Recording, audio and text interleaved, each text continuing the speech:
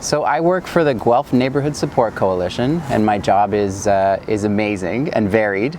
There's 15 neighborhood groups across this city that create engagements and look after their community members in whatever way is needed in that neighborhood group.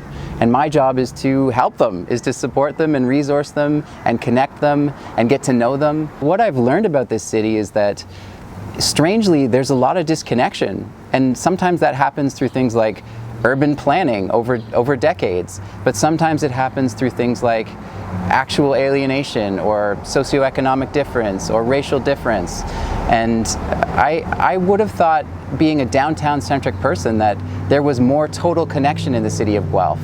It's there and it's wonderful, but I was surprised that there's a lot of people who aren't feeling included.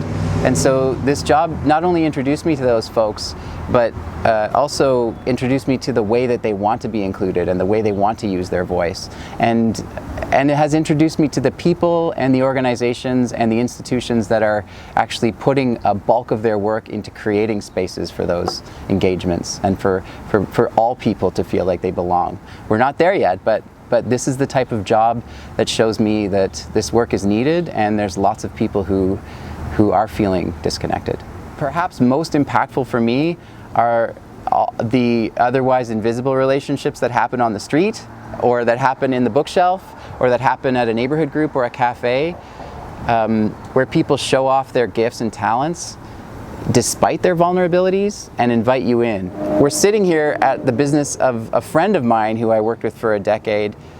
He's a good bookseller and he's a really good administrator, but Pete Coleman and his partner Melissa Mazar started the Children's Art Factory to bring a sense of play, unstructured play, and a little infusion of risk to the lives of little ones who have so much potential to be geniuses and artists and get so boxed up by our formal systems.